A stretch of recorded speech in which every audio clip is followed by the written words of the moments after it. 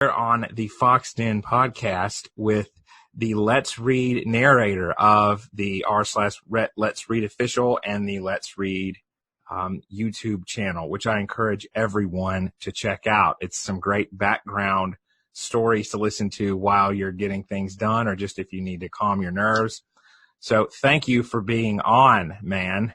Absolutely. Yeah. Thanks for having me. This is fun because I've never really done an interview before. So this is fun. Yeah, it should be, because I think YouTube probably recommended your channel. I listen to people who read Reddit threads, which is kind of a guilty pleasure thing now. And I tend to like the ones that have something to do with psychology or psychologically related occurrences, which is kind of in line with my line of work. So yeah, very interesting. And you share quite a lot of stories about that. There's stuff that's supernatural, obviously, all the way down to, I was just scrolling yesterday through all of your videos on YouTube, and even things about like horrible fast food encounters, which I regret that I haven't listened to that yet, because that sounds just spectacular. Yeah. Yeah. So I wanted to ask kind of a question that I like to ask my guests first off. If you could meet three figures from history, alive or dead, if you can think of any, who would you meet and why? Oh, yeah. Wow. I know it gives a lot of philosophical insight. No, that's interesting. I guess I've always been curious, like if you went back to meet someone like Jesus or something like that, if you'd actually, if you'd actually get to see some pretty cool, outcomes, or if it was just maybe something that was embellished over time kind of thing, you know what I mean? Like, right. Obviously, that I guess that's more of a controversial perspective there, but at the same time, I remember playing, Assassin's Creed, the old one, and like part of it takes place in Jerusalem, and I was actually half curious if they would like sort of hint at the character of Christ or something like that in some fashion, but yeah, so that would be interesting. Everyone always talks about, I don't know why, like this, I guess this might be more scary than anything, but people always talk, they always compare every bad person they know to like Hitler or whatever. So I always, since it's not that far removed from our own modern history, I suppose it would be interesting to be in the presence of like some, such a terrible figurehead such as that, you know what I mean? Right. To kind of get a perspective of like, was this guy a complete psychopath? Right. What was, what was his story? You know what I mean? Kind of thing. Absolutely. So that would be interesting. And then I guess, maybe like, in the also more recent history, I guess something like H.P. Lovecraft, who, he was kind of a sort of a father figure, not a father figure, but like a modern forefather rather of the modern horror genre, inspiring people like Stephen King and all sorts of, and it would be interesting to kind of get in his head to see where most of his perspectives on fear and the unknown and the cosmic, insanity and all that kind of stuff. But he was the progenitor of horror, and definitely just the absolute father of cosmic horror. I don't even know. You could probably look back and find some obscure Babylonian stories or manuscripts about cosmic stuff like that. But he definitely created that horrifying genre of man as a minuscule element before things were pretty androcentric. We could get into that, about how humanity was kind of the originating point, the starting point for everything. And then he's like, no, what if we're just a blip? It's very, very interesting stuff. Yeah. So, and I mean, with your stories, that's kind of that would be a great figure to meet, right? Because a lot of them have some sort of cosmically terrifying element. Yeah. Yeah. The channel, the channel definitely, when I first started out, I was reading some H.P. Lovecraft. So that was something that I kind of miss as far as the stories that I narrate. In the past, I used to do a lot of like classic stuff, and I felt that after I would get done with work or, doing the narrations and stuff, I felt as if though I was enlightened in a fashion, by the intelligence of the writers and that kind of thing, and just and the concepts that they touched upon. And that's why sometimes it's kind of reading so many Reddit stories, and a lot of them, obviously I do appreciate everybody that puts their experiences out there, and the fact that so Sure. many of them, especially like paranormal ones that are so consistent, you start to wonder like the sense of reality that some of that might actually be. But at the same time, they, like I said before, they all kind of like blend together a little bit, and Right. your brain is not quite tantalized as it used to be. There's a desensitization effect there, certainly. Yeah. Yeah. I get where you're coming from on that. If you weren't doing this, what would you be doing as a career, or what do you do? Yeah. So I graduated from nursing school back in 2012, and then Oh, from nice. yeah. So like from 2013 to, I guess, just this past February, I was working in a hospital doing, working as a registered nurse there on Sure. on a medical surgical oncology, or not oncology, but orthopedic floor, and that kind of experience. But around 2014, a year after starting work there, I had started the YouTube channel just as kind of a creative outlet. And Right. during college, I would come back to my hometown. It was only about an hour away from my college, and like a lot of friends were doing creative works, such as like doing film school and doing documentaries and stuff like that. So they would, we would have fun, and they would ask me to come join and be like the sound guy or whatever. So that's kind of how I got into the H4n microphone that I use now for most of my recordings, just because I was familiar with it. And then my roommates were doing comedy and all that kind of stuff on YouTube. So I was just like, maybe I'll try my hand at this YouTube thing. And I was like, I wonder what I could do. And I didn't think a lot of people narrated, and come to find out that there's a huge community of narrators, out there, which I thought was funny. Yeah, isn't it? Yeah. And so basically, since 2014, I just kind of been grinding at YouTube, while also doing the nursing thing as my primary gig. And then eventually YouTube showed itself, profitable enough to kind of get away from nursing, which, I've been really thankful for.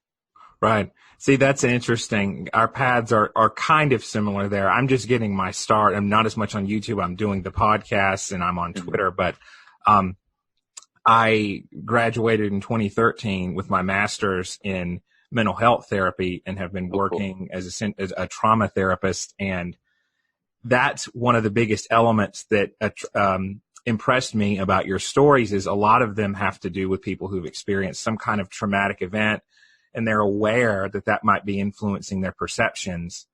And for our listeners out there, people often think of psychotic experiences, seeing things, hearing things, auditory, visual hallucinations, as primarily the realm of schizophrenia. And while that's true that you can't have schizophrenia without psychosis, you can certainly have psychotic experiences without schizophrenia.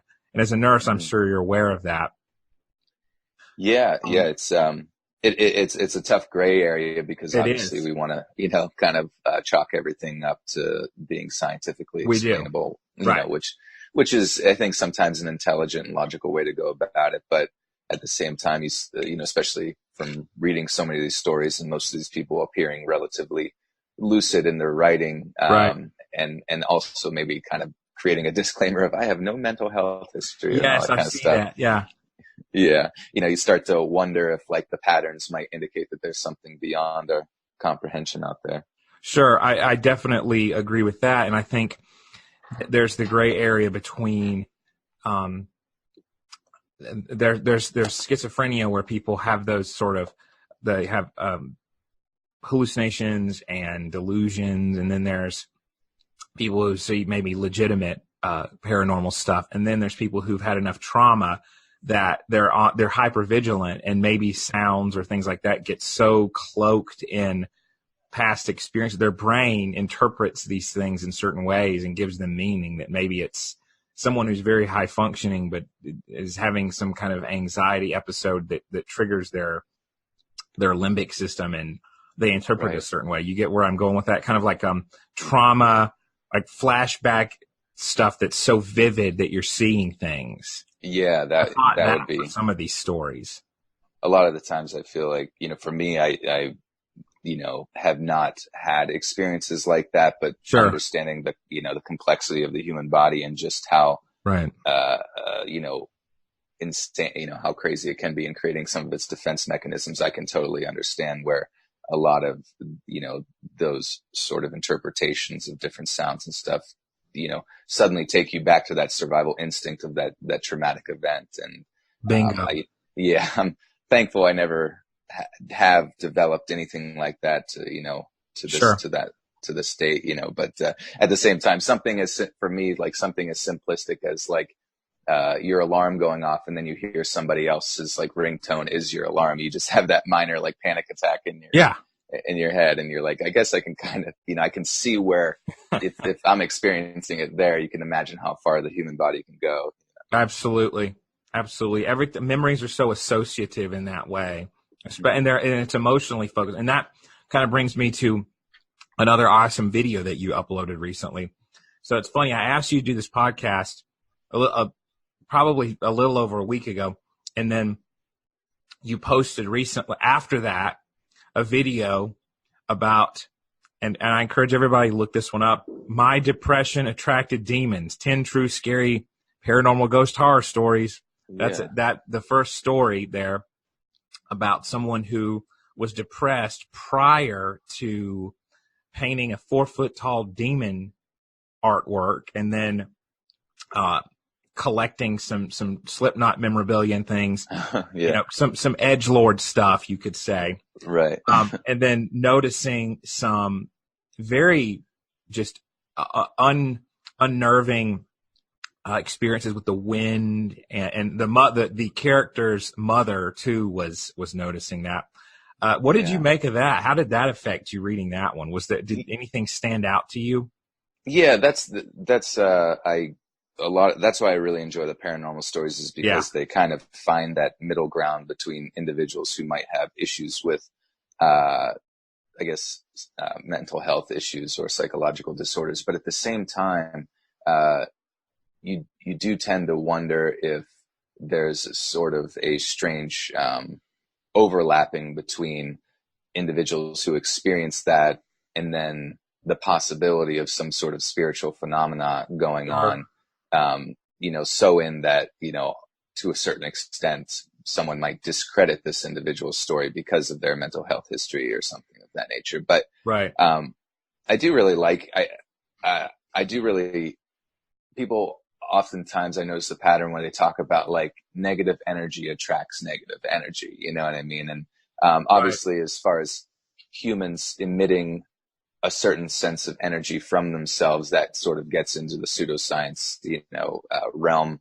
Of course. And, but at the same time, you do wonder if there's a certain extent of truth to it, where if we're, somehow as a human body able to emit a certain sense of, like our thoughts are able to create a certain frequency, are there, creatures of that similar vibration or frequency that then would be drawn to that to, do whatever it is that they do to people.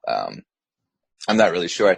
From stories and stuff that I've heard and stuff, I always just hear about like demonic entities or things or negative energies and things of that nature. It's almost like our emotions is something that these creatures feed off of. You know what I mean? It's like their food.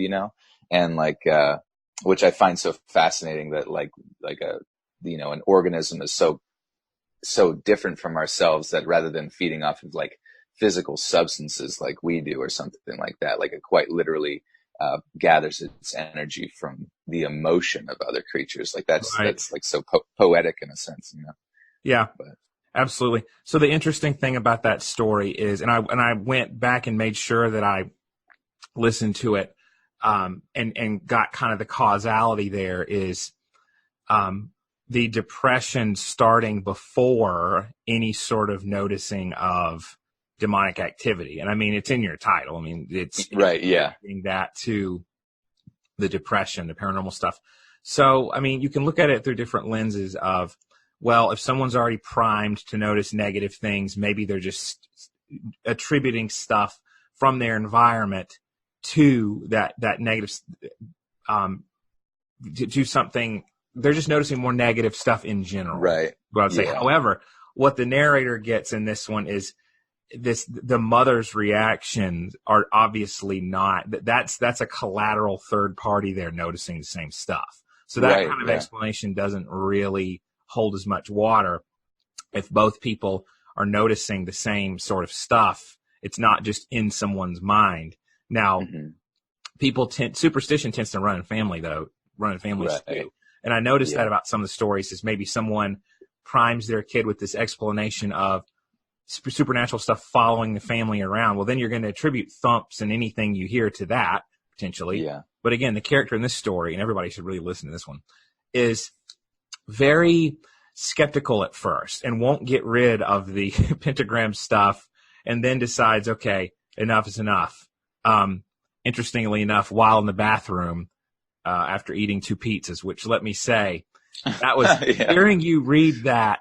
I'm not going to give it away. It was hilarious. Your voice, so serious, like, I felt the urge to go to the bathroom. I was like, that's exactly great. And that's talking about wiping and all the specific details. Here we go.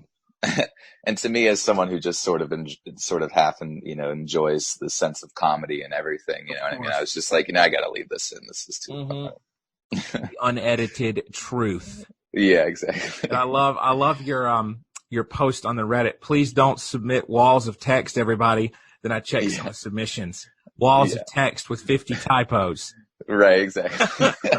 It's so hard to avoid. Yeah. Oh, it's great. Well, it's fascinating to see what people, I wonder what percent, I like to assume people are submitting only true stuff.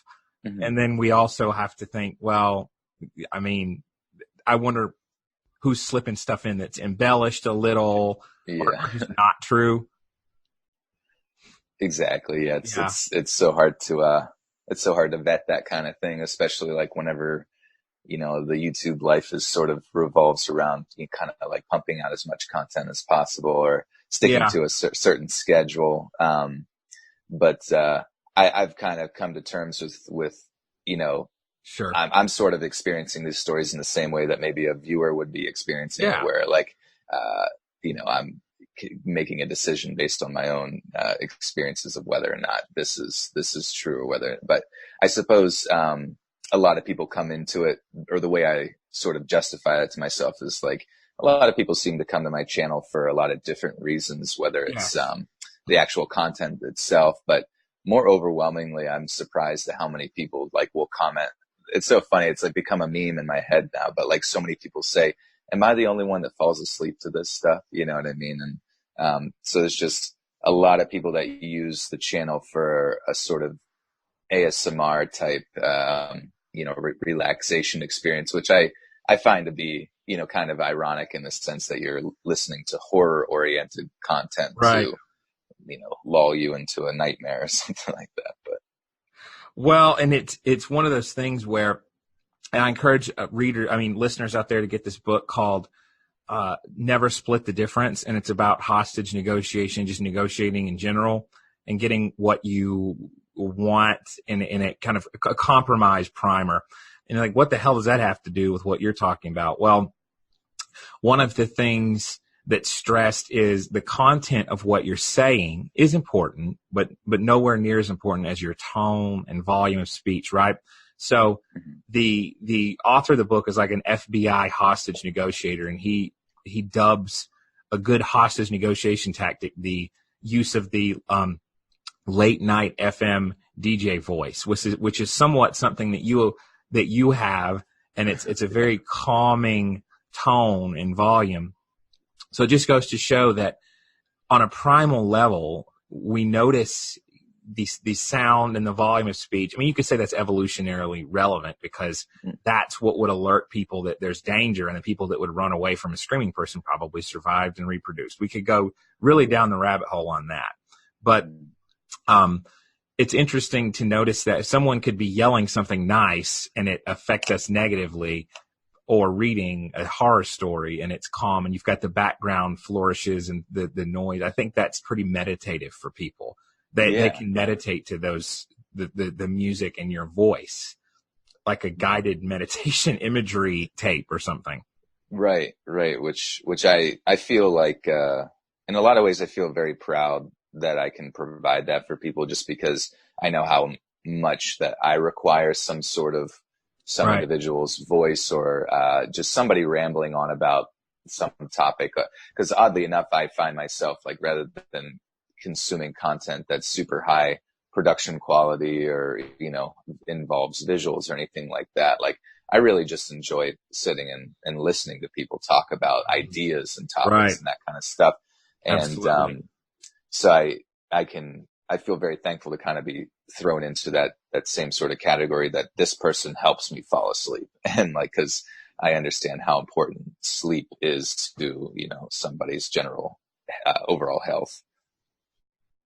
Yeah, absolutely. I agree with that. And that kind of hit one of the things I was going to ask you is how was it for you to know that you can positively affect people so much? And you just answered that. So it's fascinating how when you set out to do something, sometimes there's some after effects or byproducts that you weren't expecting. Yeah, I guess it's interesting having done the YouTube channel, like getting so much consistently positive feedback from people in the comments section, in a similar sense of getting desensitized to the stories. You kind of get desensitized to that positivity. And then whenever someone leaves like one negative comment, you like hang on that one for as long as possible. But I didn't realize how much I actually benefited people until just like I knew that I did help people, but it's almost like you have so many people coming towards you that that's not something that you can really sit and process anymore. So like, it wasn't until just recently, whenever there was a particular bug, I guess you could say, or a glitch in YouTube's system. Right.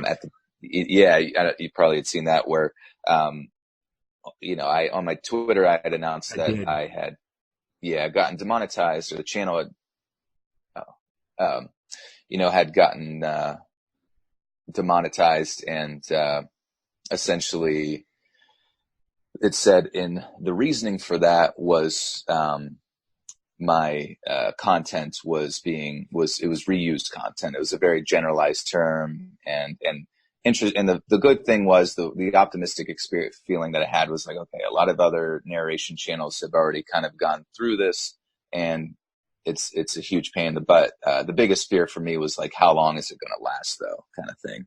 Now, whenever I made a post on Twitter, and then Instagram, and then actually on the YouTube channel, to like see the amount of like response and the support from the community made me realize like how much people actually see value to my content. And that just made me feel amazing to know that like so many individuals who I've never actually met on a personal level would, come essentially to my aid whenever I was in just this position where, sort of, a robot had decided my fate, you know what I mean, of whether or not I was going to make a living on here.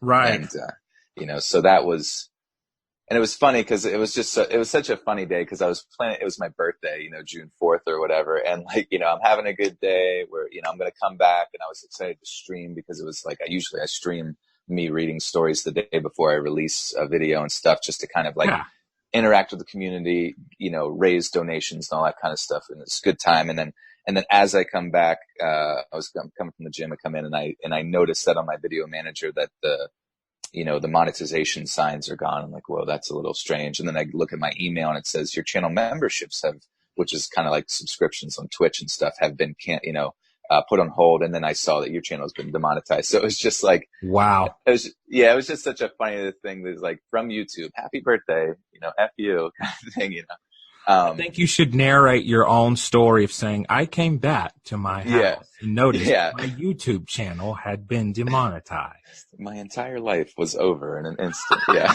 essentially. Yeah, that's a digital nightmare. It is, for sure.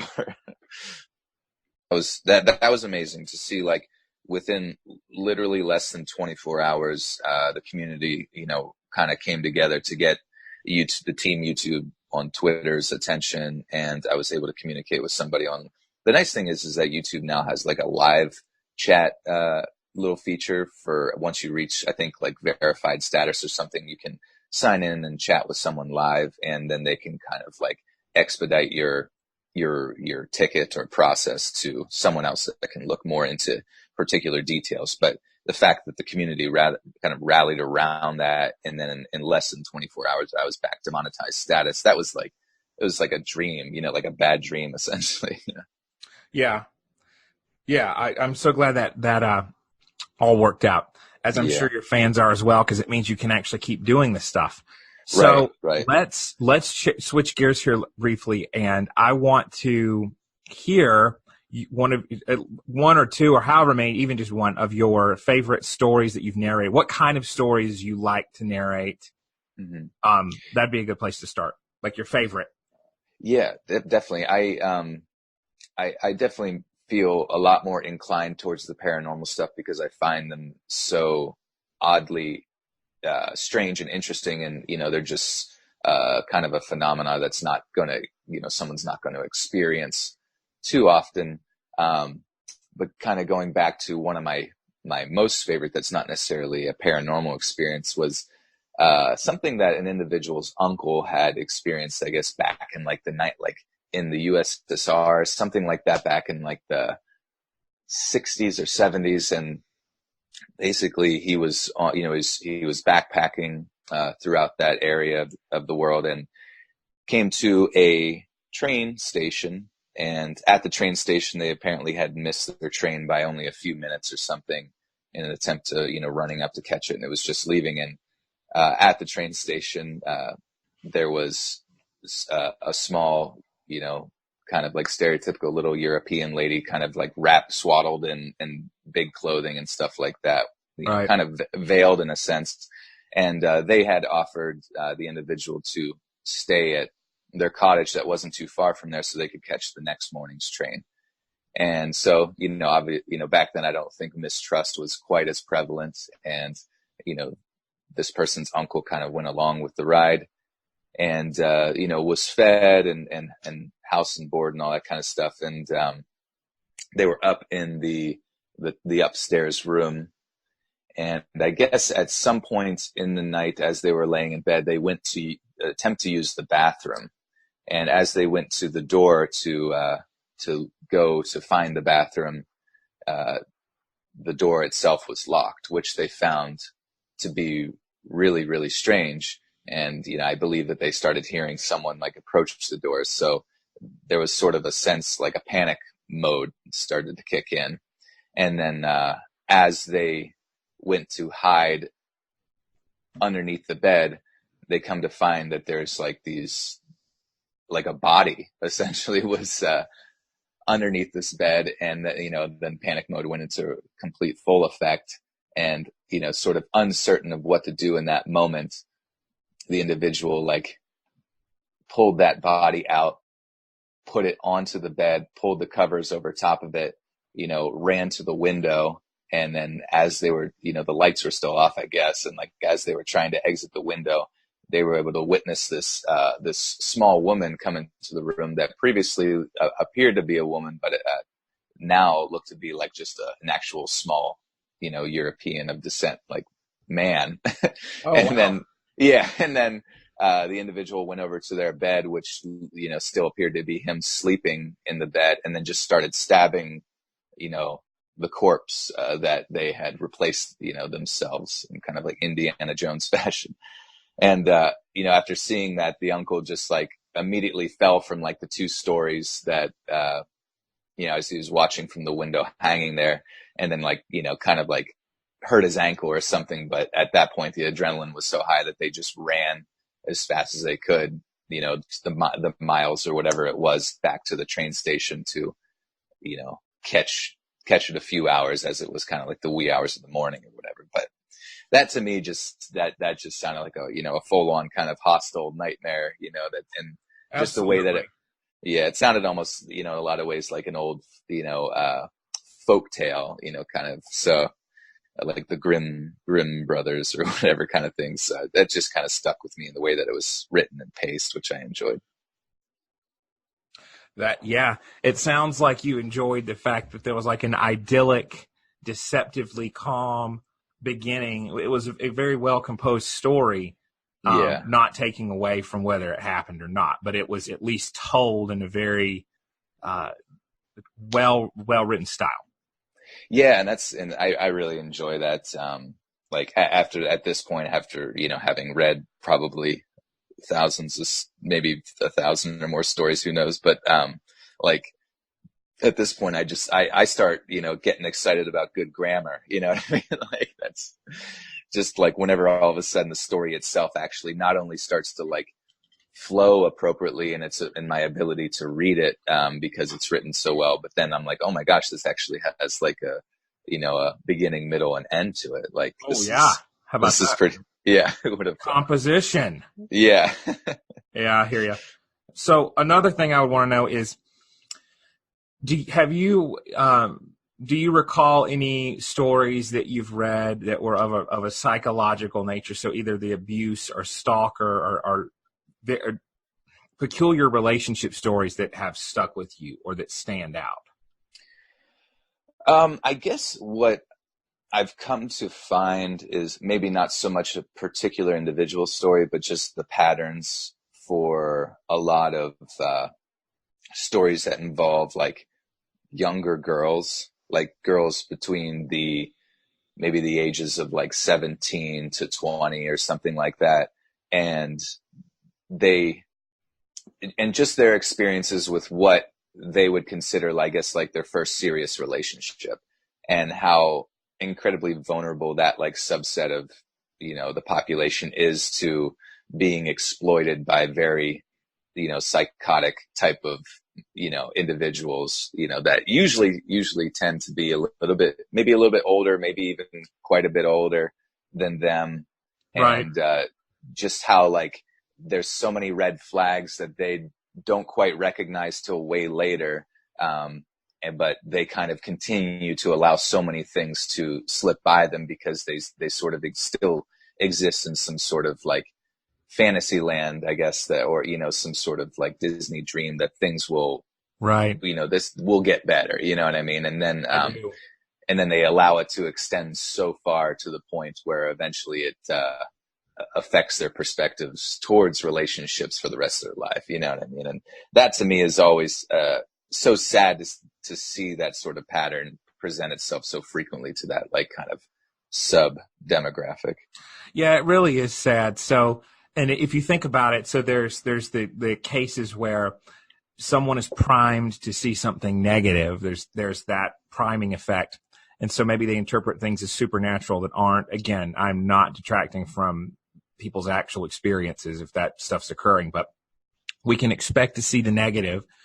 And then in those stories, it's almost the reverse, where someone's expecting to see positive and they're discounting all these examples of things that would indicate that the relationship is going to end badly. Mm-hmm. That's what I notice most, is being clinically trained, seeing these indications. And this is a great topic for us to get off on. A lot of cases of straight up either antisocial personality disorder, which is the PC modern DSM version of psychopathy, right? Because psychopathy measures intent and makes a moral statement, but antisocial personality disorder is just explaining it as behaviors and not really making any kind of moral comment. But brushing up on some of your stories, one of them, well, two of them now in particular, but the Stalker Story 5 stands out. That's what it's labeled on the Reddit. I lost track of where it is in your podcast, but the one about someone named Adam, who this very wayward girl who's never dated before meets at a concert, and then he hits her, slaps her on their first date, and just apologizes profusely. Oh, right, yeah. To come back, and it's the cycle of abuse of something happening, and then the honeymoon phase, and then begging, and then things going well. But what stands out to me about that one is the narrator, the speaking figure there, the girl, does not take him back ever. And she just cuts it off there, even though this is her first experience with dating someone. So Right. that's definitely a standout moment of, okay, someone who recognizes this is never okay. And what's also interesting about that story is the framing device of her being encouraged by doctors and psychologists to write out the story, no matter how damaging that is to her. I really hope that's fake, because making trauma survivors relive things and think about it without any therapeutic value is straight up abuse, and it's re-traumatizing. I don't know if that okay. struck you. I mean, I do EMDR, which is a trauma therapy that has people think about past events, but recognizing that they're safe in the present. It's eye movement, desensitization, and reprocessing. And so the key element there is the reprocessing of orienting your mind to the fact that you're out of this event. But re-experiencing something and just reliving it is never restorative. It doesn't help. It has to be that component of this happened and it sucked and I'm getting past it. Okay. Interesting. Yeah. It's funny. I was working out and listening to that, to the story, and I'm thinking, wow, this is some straight up psychological abuse here. If someone, and her final words are like, I recognize now, as it always has been, it was my fault. I mean, that's a terrible sign off. It's very bleak. Oh, right. Yeah, absolutely. Yeah. Yes. So for anybody, yeah, go ahead. No, I was going to say, yes, some of those stories, like, yeah, they really leave you on a very negative note, which I always, especially the people that feel guilty about, something where they clearly were the victim. Yeah, and that's a true hallmark of someone with that mindset of it. If I had just done something different. I mean, if someone's grandparents are viciously murdered by someone they only met once, it's hard not to think, if I hadn't done this, then this wouldn't happen. But sadly, some people you cross paths with are just ticking time bombs waiting to happen. So that's one thing that the relationship stories have in common is someone meeting a character who has, it seemingly at least, all the hallmarks of borderline personality disorder.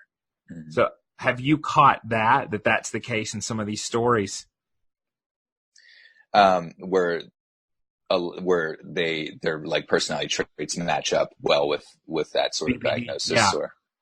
Yeah. Yeah. That's always the weird thing for me, is because you start to notice those sort of presentations and usually male individuals within, obviously that's the reason the stories are being submitted in the first place. But I guess the one thought that always goes through my head is just like what in the male's life leads him to become that individual, like, and treat anybody, whatever relationship they're in such a manner that clearly would never be acceptable to anybody, and then justify it in their head. Like, obviously I guess that, that's why a lot of them immediately go into their apologetic state, because they're right. Maybe they receive some sort of reinforcement that that's the pattern of behavior that they can get away with, or something like that. Which I guess would probably be rooted in some sort of deep childhood actions and experiences and stuff of that nature, maybe their observations. But yeah, it's scary to think, because like, you grow up and you act a certain way, and you in your mind, it just, you think like this is the universally accepted behavior around how to treat people, whether you're in a relationship or friendship or whatever interaction you might have. And, then you see the way that these people treat others, and then the fact that some people let them continue to go so far with it. True. It's always, it's baffling to me sometimes. Yeah. So another story that hooks up with this sort of dynamic is the one entitled, and I don't know if you've read this one yet, because it was submitted recently. I was just looking at your subreddit, The Unstable Almost Relationship with a Character. Oh, yeah. I guess we just read that. Yeah. Okay, good.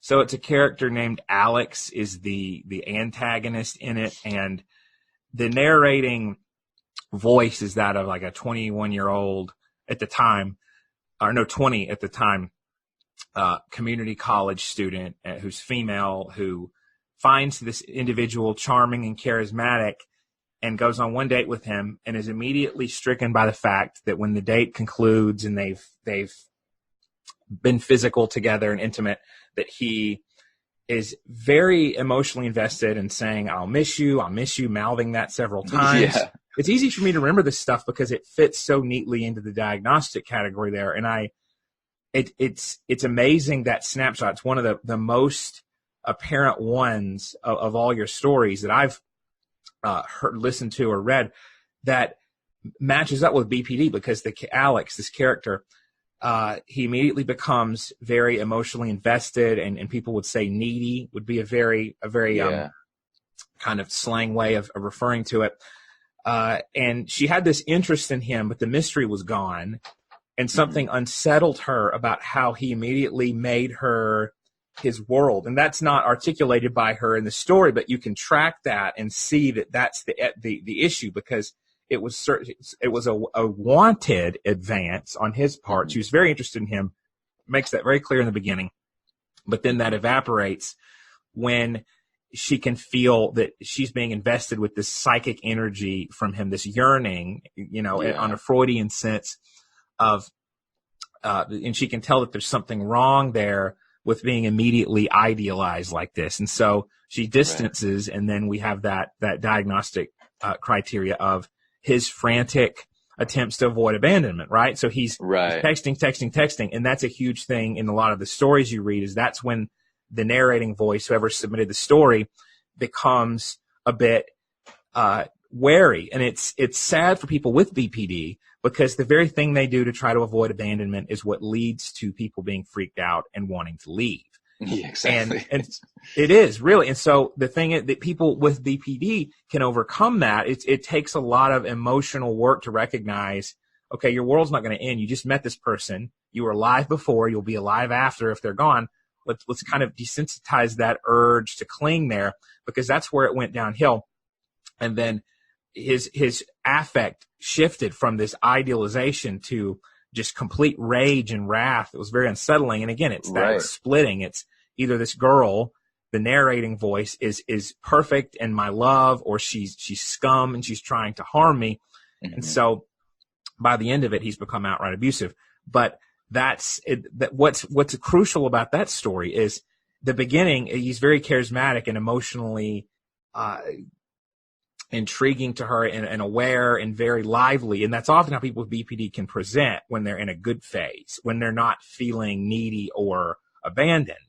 So, I mean, if anybody wants a good illustration of what someone who has not attended to their BPD symptoms is, then that story, again, unstable, almost relationship, is a really great warning for that. And again, this character, though, it seems like, and I'm sure you'd agree, kind of starts out thinking something's going wrong after the first date. There's not much more she could have done. Yeah, I know that's the difficult part, is that, like, even at,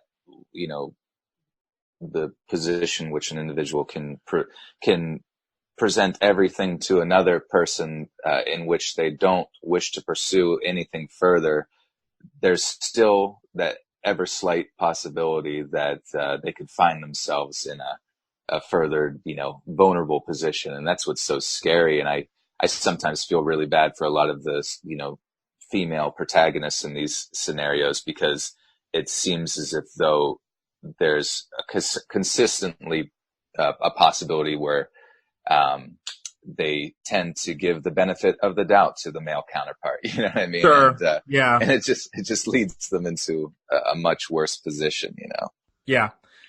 A great story that you read that I think was very fascinating was this one. I have the citation for, was the 27 true scary horror stories.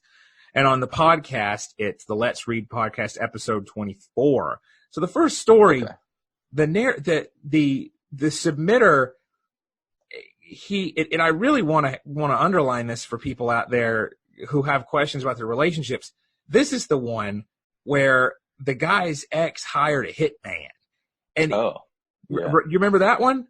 I think so, yeah. So he says, well, I'd totally forgotten a story where she said that she told her ex, and there's a lot of pronouns here, so bear with me, everybody, is the narrator's girlfriend at the time told her ex's fiance that he was cheating on her and all this stuff, and told the fiance to not tell him, the ex, that it was her. So she basically ruined a relationship with her ex's new lover.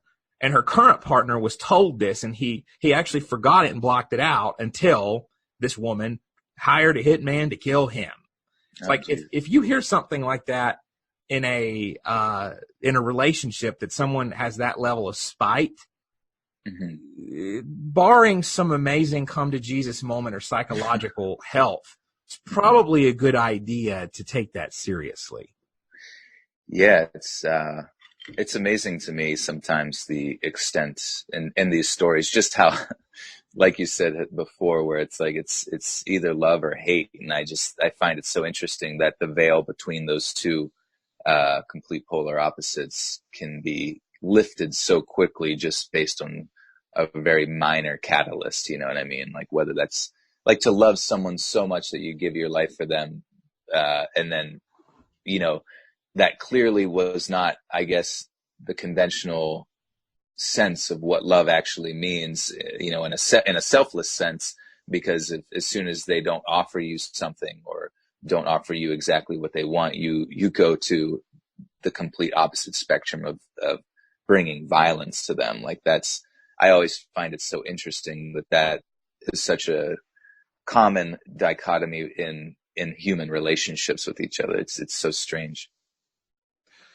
Yeah, it's a razor's edge, and people are willing to idealize a lot and discount a lot in the infatuation stage. And I think it's important to appreciate your partner. But there's a defensive aspect to that, where you'd rather save your attachment to the person than realize that things could be going awry. But it really isn't. I mean, it's not worth it.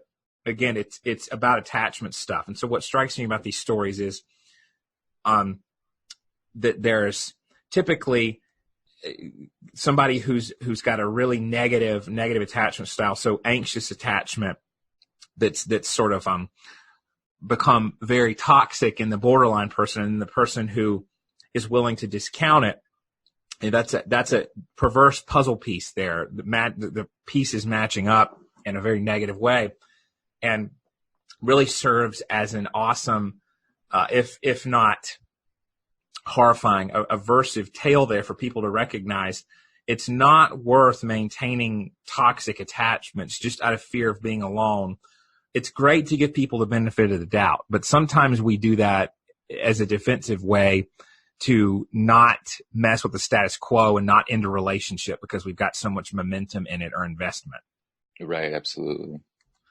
So how about that one? So this is another one. This was the second story in that 27 True Scary Horror Tales podcast 24.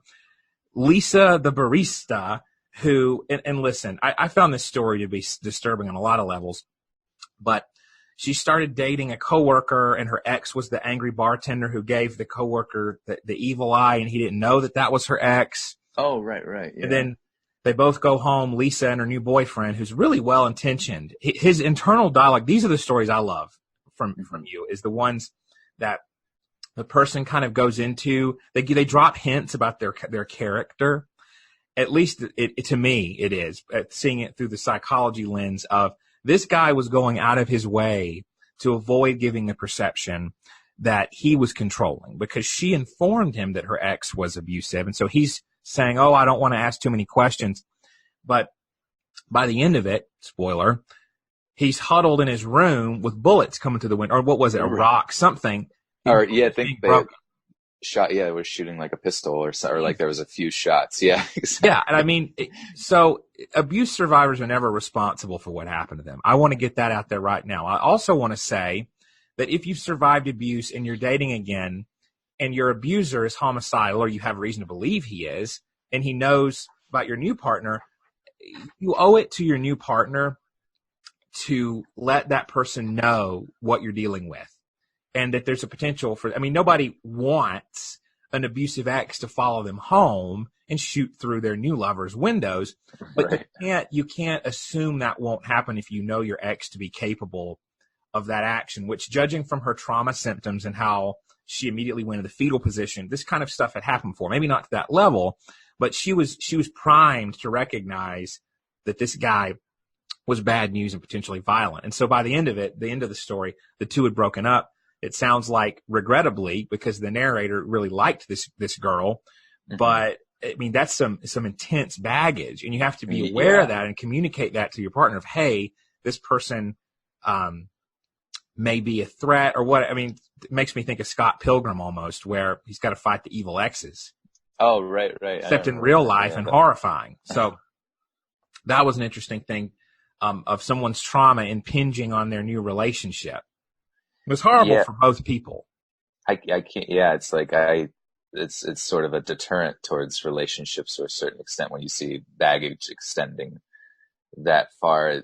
It reminded me of another story, not quite as similar, but definitely could have, I suppose, theoretically have reached the extent of, borderline homicide or something. Was this one guy, he kind of sounded like just a very, once again, a well-intentioned kind of nerd, you know what I mean? And like, he was with this girl who was, I believe she was from China or something like that. Her parents had even gone to the extent of buying a apartment or a condo or something like that, and that was like her primary income, was renting that out. And I think she found him on Facebook or something to then begin the relationship. But long story short, like her internet stalkers and people that were constantly watching the two of them, essentially were brought into the relationship to cause not only issues for her, but then that baggage now weighed heavily on him because he was implicated as some sort of, evil character in the eyes of the stalker, and the possibility that he's going to send his friends to take care of the both of them or whatever. And I believe it just turned out to be ominous threats. But once again, it's interesting to see, rather than from a survival standpoint, the individual wanting to abandon that scenario so in that they don't have to actually deal with any sort of negative consequences of somebody else's life. They end up going along with it just to continue to salvage, I suppose, in their mind what they believe to be an eventual good thing, which I think in the end she ended up breaking up with him. So it's just kind of like a sad scenario all around. Yeah, that sucks. So have good boundaries, everybody. That's a big moral to these stories. Really quickly, the episode. So your second podcast episode, the Glitch in the Matrix one, there is a story about people seeing a female apparition who's screaming horribly, like sorrowful screams, and only the narrator and his girlfriend can hear it, but everyone else in the house can see this ghost figure. And it turns out that the owner of the home was extremely abusive to her boyfriend. And so that's another one of the stories that really stuck out to me, of some supernatural negativity following, hatred, anger, negative affect. Yeah. What is that? It's like a phenomenon, like it's not necessarily like a sentient apparition, but it's more like an imprinted energy, I guess, or something of that nature. Like a residual haunting is what it's called. And I've always found those to be like fascinating. You know what I mean? Like, cause it's like, there's so many, that's like one of the categories of the paranormal that I find really interesting, because it's like, it's almost as if though like time itself or an experience itself had so much, such a strong frequency to it, or negative energy, that it literally was imprinted into the fabric of space time. You know what I mean? Where it's like, for lack of a better word, it's like it's constantly replaying itself. And then for individuals, I guess, that are susceptible to maybe receiving that information, or they're able to visualize it, even if it's not like a direct interaction with it. Yeah, it's very Neil Gaiman sort of American Gods-esque, where enough emotional energy into something brings it into existence. It's crazy. It really is.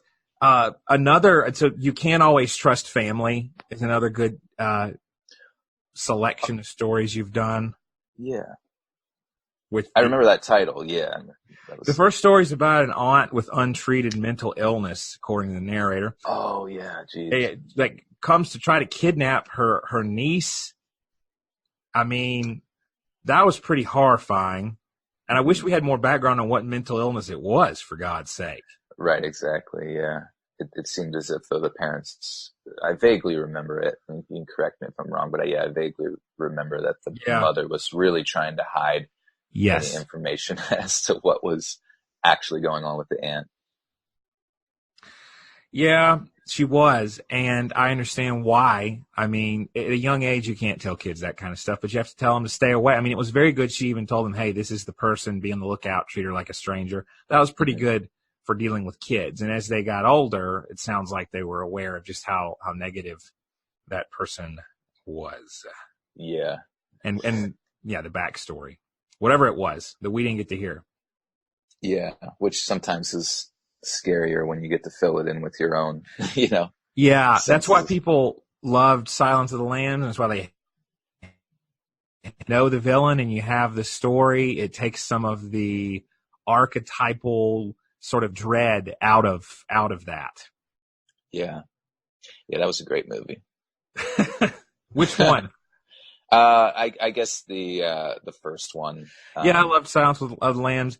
I'm a big fan of Hannibal stuff anyway, so I liked Hannibal Rising. At least it was kind of kitschy, but I can certainly see why people thought it took away some of the fear there.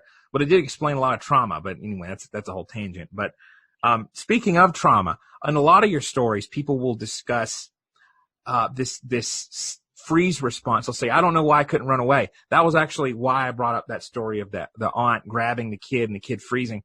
Well, the thing is, there's fight or flight, and most people are familiar with that. And that's a very limbic system, mammalian response. But the lower down response, so it's very hierarchical. So there's this idea that our vagus nerve, the cranial nerve that's huge and just runs from our brain all the way down through our body, there's in descending order responses from evolutionary history where the modern response, the newest one is the social engagement response. And that's like the part of the nerve that connects to our face. Like we either smile when we're happy to send signals that we're safe, or we frown.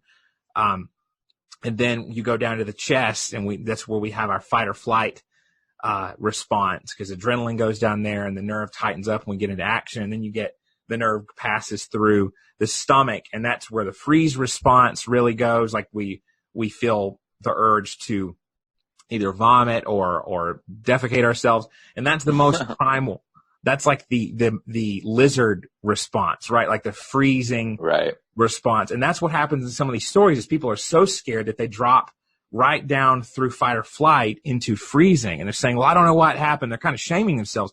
Well, that's why it happened, because you were so shocked that it's like the prepare for death. And it's very, very macabre, but it's like the freezing that the mouse does who's caught by the cat. Right. Yeah. That is kind of terrifying to think that the body, it's at this point, it literally has no options. So it's just enabling you for preparation for the end. That's terrifying. Well, it is, but sometimes it's helpful. Like so children go into that one a lot when it's an adult abusing them. It's kind of it preserves the metabolism. It's not just for preparing for death. It's really also if you think you can't get away from the situation and you need to save up energy for trying to escape later. I should make that that clear. Yeah. But kids can't fight or flee. So when they have early childhood trauma, it gets trapped in the body, and they then start to freeze in other aspects of life where it would be better for them to fight or flee. This gets into a lot of trauma theory. But one of your newest posts on the Reddit is about someone. I don't know if you had a chance to look at this, because you get a lot of posts. Let's just be honest. You get a lot of people putting stories on there. Even for someone who's doing this full time, it probably takes a lot of effort. But somebody recently posted one called Paranormal or Psychological, and it's about a haunted mirror. Did you see that one? I don't think so, but it's funny you bring up the haunted mirror thing, because I've been seeing that more consistently with people's experiences, like more often, I suppose. And I find that really fascinating. Right. Yeah. Well, the thing about it is it's a pretty interesting post because the submitter talks a lot about how this mirror, she thinks that spirits are coming through the mirror. She's not willing to get rid of it because it's a family heirloom. And Okay. so, I mean, that's its whole thing. Fine, whatever. So there's a picture there of these like Catholic candles around it, and then a pentagram, which I presume that it's a Wiccan version of it, so it's supposed to be positive. And then she talks about salt and pepper, like putting that around it for some kind of reason, it's some spiritual thing. Some paprika. Yeah. But explaining that she had some early childhood trauma and that her therapist thinks that it has something to do with that she's seeing or hearing things.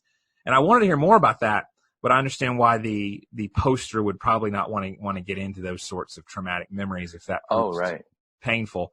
But that goes right along with this idea that trauma, either you can view it supernaturally, that it brings on these experiences, or you can view it as you project out this fear and think that things bumping or whatever, like hearing voices, like memories that are so vivid they could come up as voices, right? Right. Because yeah. What is a flashback but a supernatural experience of your past by any other name? I mean, so that's a good, for anybody kind of interested in what I'm talking about here, this idea of trauma, then eliciting stuff in the future. That's a good story that, I mean, it's very ambiguous. I'm not going to write off the supernatural, but there's certainly some psychological to it, at the very least. Absolutely, yeah. Because, and I always find it so interesting, the ones that, the psychological and the paranormal blending together in a lot of fashions. And like you said, it's true. You tend to, with the paranormal stories, since I guess in their mind it makes most sense to get right to that story. They kind of allude towards a psychological history or a past traumatic experience, but yeah, they never quite kind of flesh that out. And I understand why. I mean, you don't want to go around telling traumatic stuff to everyone.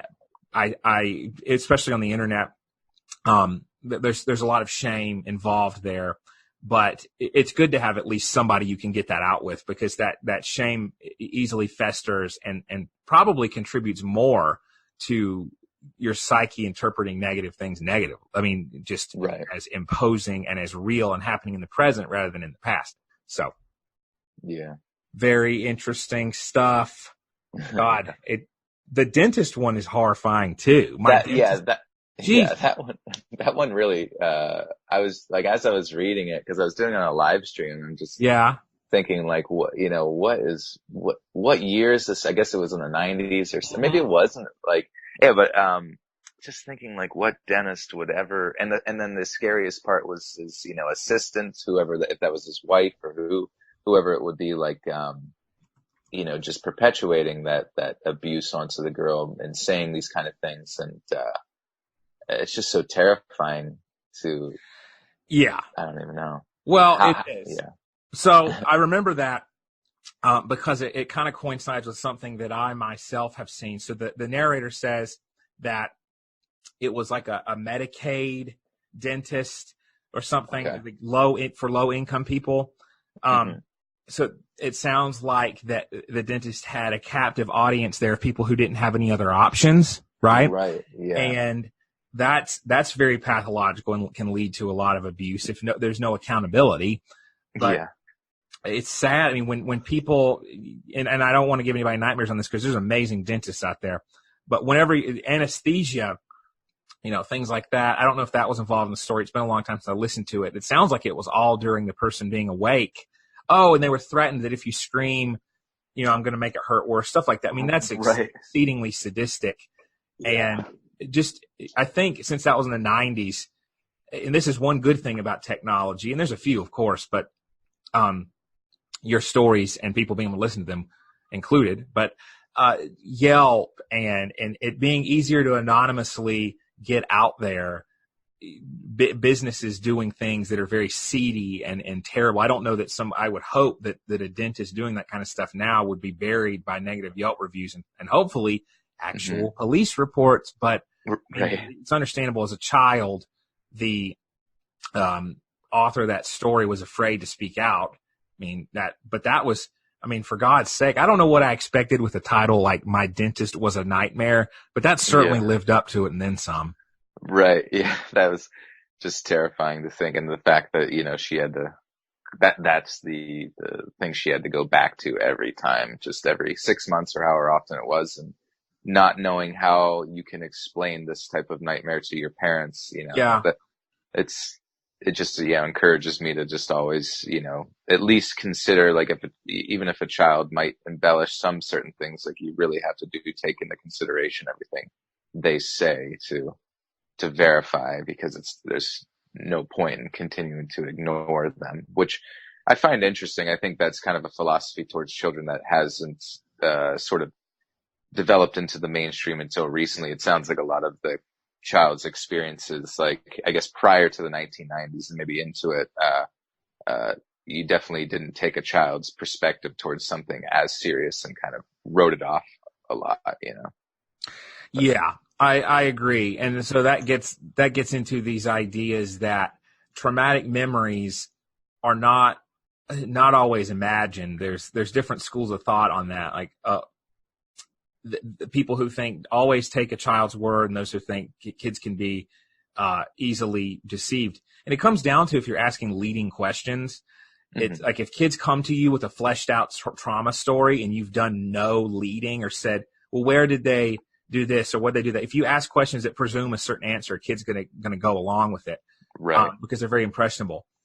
But always trust when it's something like a kid is telling you what happened, and there's no way they would have known to say that or to fake that. I mean, for one thing, generally, if your kid's that scared of a dentist or tells you that, I mean, just switch. I mean, just Right, bottom yeah. line, because the very subjective negativity there, whether or not it happened or not, or the kid just feels creeped out, that's something to pay attention to. Because in a lot of your stories, probably close to 100%, the person had an idea that something was wrong on an implicit level, probably because Yeah. of the other person's behavior, some micro expressions on the abuser's face, right? Things that we can't quite vocalize because our ability to read faces and gestures is much more nuanced than our vocabularies.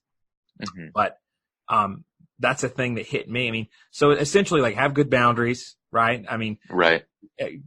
trust when somebody has a bad feeling about something. And one of the stories is about, and I'm jumping around here a little bit, but in one of yours, where is that? It's the fifth story in the the fifth story in the You Can't Always Trust Family episode. This narrator has a friend who lets in a guy who she just met, who just hit on her, into the car, and it's an individual whose name's Jesse, but he has a thick Russian accent, so they wonder how he has that name. Oh, okay. Yeah. For God's sake, that is low boundary. Don't hitch yourself to friends who you're at their whim, while you're in the car, and your friend's likely to pull in hitchhikers and men who flatter her, like, right away. It's like, oh, give you a ride, Yeah, exactly. Yeah, just choose your company wisely. Absolutely. Yeah, and it's tough because what happens is people love their friends and they view it, they just love everybody. This friend tends to fall for bad guys or tends to give everyone a chance. Well, that's well intentioned, but sometimes the road to hell really is paved with good intentions, because you end up not trusting a negative perception that could have saved you at least a headache, maybe a trauma. Yeah, exactly. That's the one good thing I feel that I've gotten a few messages like that. And I guess aside from the positive messages that I get where people say, you've helped me, through anxiety, you've helped me through, depression or get some sleep and that kind of thing.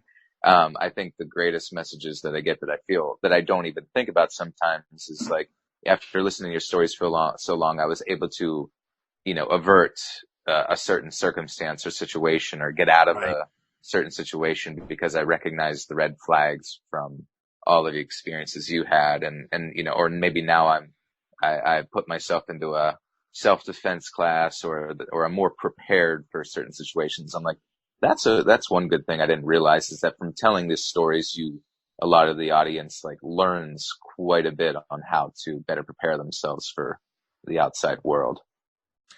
Yeah, and even listening to as a therapist, to somebody who hears these kind of stories, without the paranormal element. Sometimes with paranormal element, not as often as you get, because I mean, it's people are submitting those in particular, but I hear the hallmarks of abuse and the warning signs. It's very helpful when the story authors submit their tales with their negative perceptions and what they notice early on, because that's very preventative for listeners. That acts as a warning of, okay, if you hear this, be aware this might be coming next, the next part of the story, right? So I think it's very helpful, because everyone who texts a lot, since texts at a high frequency, is not someone with BPD. A pet peeve of mine is when somebody gets a few little data points and starts diagnosing other people with mental disorders. So I want to be very careful about that. But I will say a lot of those stories, when it goes beyond that into that possessive element and into the "you're my world, you better live up to it" schema, it really does indicate a mental problem and the potential for abuse. So just everybody be aware of that. Shifting gears again, I love the Japanese stories for providing some really elegant, interesting mythos that I wasn't familiar with before. Oh yeah. And the stories, God, I don't know if it was from some Asian country. I'm not even going to guess, because I don't want to guess wrong, but about the fetuses in the jars. Oh yeah, I think was that the Philippines or somewhere in Indonesia or something. Yes, like that. It was that was weeks ago. I heard that one. That was a damn good story of a guy who, I mean, the narrator was he spent about 5 minutes. Whoever submitted the story spent that long explaining how dumb he thought his cousin was. Right, exactly. Like, my cousin was never that smart, and he also did horrible things, but he was too stupid to be a criminal. He was just an idiot. I was like, all right, I think I got it. Yeah, exactly. But dates a girl. Yeah. No, I some of the sort of more erroneous details, I always laugh. Like, it's once again another meme in my head where I start, a lot of people like describe the interior of their house to like nauseum. And please. Yes. Yeah. Because when people describe the interior of the house, like, I can kind of picture it in my head, but like, it doesn't work very well in my mind. So like, I'm not like creating some 3D model or anything like that. So I, eventually after 2 paragraphs of learning about like, their closet that's across from their room and their mother's, favorite, but all this individual unnecessary detail. I just always find that funny, that I think it would be funny if someone literally just started out a scary story and described, and they just didn't actually tell anything. They just described the entirety of their entire home. That'd be funny. But anyways, like with this one, just talk, like, that was a crazy story. Well, it was. It had the elements of paranormal, exotic horror, and also the fact that the female character who the never-do-well cousin falls in love with and then discards and spurns quite painfully. The female character is really into the occult and very eager to become pregnant, and uses the miscarriage as a sort of totem to inflict pain and supernatural terrorism. It's very fascinating stuff. But the voice of the author is very strong in that one of, here's what my idiot cousin did. Enjoy. Yeah, exactly. Well, it's so funny that you mentioned that, because I was going to get to that point of your listeners and your followers on Reddit posting. Oh, and on YouTube, the YouTube comments, which are great. No one, not a damn soul. So this is the layout of my entire house. Yeah, exactly. Which is, I mean, I think it speaks to what people think is necessary for the story versus maybe what is. What we kind of assume other people will be able to calculate things and create a 3D rendering mentally of our home, just because we're so familiar for it. So you can get a good idea of how much someone projects and how much someone thinks we can know about them based on that kind of stuff, versus if someone recognizes, okay, someone's not going to remember all this detail, let me hit them with the actual story. That's a little bit of a better approach, and it shows a realistic appraisal of human memory and what we're actually going to digest. Right. Yeah, exactly. And there's a bathroom down the hall, and there's a poster in the hallway, and in that TLDR. Right. It's like none of those details will ever, Flooded with become details. necessary. Yeah, very extraneous. But anyway, yeah, it's interesting. It gives a lot of insight into what people are thinking in their own paradigm, just what they include in a story versus what they leave out. Yeah. And I also tend to use, like, if someone does sit there and explain the detail of their house or something, Right. there is a part of me that is like, well, at least I know that this is most likely true, because they're not like, they're not like some professional writer or anything as they're putting this out, because I think a writer wouldn't subject the readers to that experience, kind of thing. Yeah. Yeah, that's a good point. Yeah, somebody said something on one of your one of the stories of, why does this feel like a freshman English class? Yeah. Damn, y'all. And somebody put, Yeah. this is fake. Well, not necessarily. I mean, you when you pull up a memory and write it, people, you may embellish things or speak in a voice, relate it in a way that isn't that great, but it's because you're clothing the memory in your own words and not spitting it out. It's not like a digital recreation, like directly from the event. So I think maybe it may be fake, or the person may just be terrible at writing it out. It's not one or the other. Could be. Yeah, I don't know. Yeah, in my mind, I'm thinking of, like, I think there was like a Skinwalker story where it started off with a lot of erroneous detail, but then it got so good towards the end that that it almost made me wonder. I was like, okay, it included the detail about all their house that was kind of pointless, but now it's like it's getting so good that and that I'm wondering, like, is this actually authentic? Like, did this person actually experience some sort of paranormal entity around their property or something like that? And then it led my mind into thinking about the Skinwalker stories, and just like how do you ever get to listen to those at all? Yes. I haven't heard which category would that be? Like the Skinwalker stories? Yeah, it's like they sometimes get thrown into paranormal videos, but I've done a few, I think maybe one or two or three volumes of just oriented to strictly Skinwalker / they call them like flesh gates and Wendigos and stuff like that. No, I haven't heard a lot of those. I've heard the doppelganger ones. Maybe that I'm just clicking on them out of order or something, but it reminds me of the doppelganger ones where somebody has like a menacing. Oh my gosh, yeah. Which is somewhat haunting, to put it mildly. Yeah. But no, the Wendigo ones, man, those are pretty intense. I'll need to listen to more of those. I think what I find so interesting about those is that they specifically seem to present themselves within the Native American, like, culture. Yes. And the fact, like, so I never know whether something's authentic, but then after you read so many and you see such consistent patterns, you start to wonder if there is some sort of authenticity to it because of how similar these particular phenomena present, whether it's like, you hear a Bigfoot story and everybody always says they smell this, or the Bigfoot's leaving these little presents near the house and things like that. And you're like, so many people are saying consistent things that you wonder if this is like an actual creature that exists in the world or something. But in a similar fashion with the Wendigos or Skinwalkers and stuff, like it's a sort of paranormal entity that exists strictly within these very isolated Native American, like, around the reservations or, in their cultures, that, and the fact that it's so isolated and they're a culture that is relatively underrepresented within news and narratives and things like that. It's almost like it makes you wonder if these paranormal entities specifically target these subgroups of people because, because their stories might not carry, I guess as much water as something that's occurring in a city or, DC or something like that, That's an interesting thought.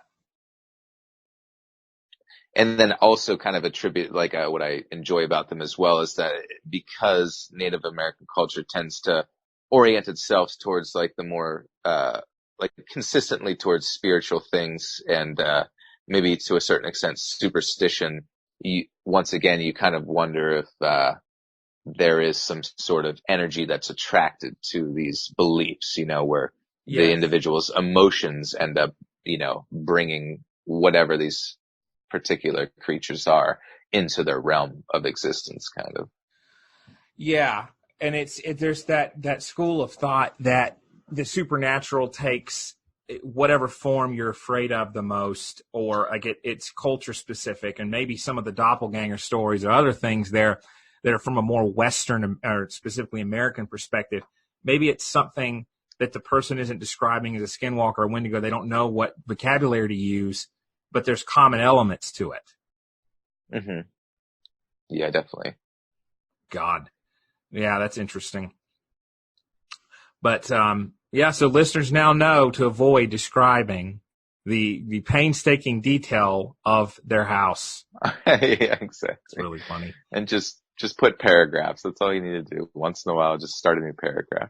Yeah, it makes it easier to find where you are. I mean, when you're reading stuff, I get that. Well, is there anything you would want to add that you've learned from your experience in narrating these stories? Anything that was unexpected? I guess just just how much I realize that I rely on the community for, well, in a lot of ways, I did, whenever my channel got demonetized, I didn't realize how much, like, how vulnerable I actually was as an individual. Like, I had kind of diversified the channel, financially by starting up the podcast about a year ago. And, right. Getting advertisers through that has been, I've been very thankful for that, and getting set up with, like, I used Audio Boom, and they've been great at finding advertisers. And I just kind of like read little commercials for it or whatever. But, one thing I didn't, it's like, I just didn't realize how vulnerable as an individual I was to when all of a sudden something that you've done for years is suddenly stripped away from you. Right. It was weird. It was just like all of a sudden coming home and just like suddenly hit with like instant depression, like instant realization that, like, so did my years and years of work on this channel suddenly, like, obviously it still would have existed, and I probably, I would have had to have find creative ways to continue to press forward. But it's so strange to me. I didn't realize like how much value I had as myself as an individual when suddenly, the monetary return that you had was something is suddenly taken away. Like, it's very humbling to a large extent. And I'm just realized how incredibly symbiotically reliant I am upon my audience to, continue to exist. Yeah. It's a real reciprocal dynamic there. Yeah. Okay. Well, I want to thank you for coming on here and chatting about your experiences being the illustrious narrator of the Let's Read series. It's definitely been awesome to hear your perspective on this stuff. Absolutely. Yeah. I'm really thankful bringing me on. This was a lot of fun.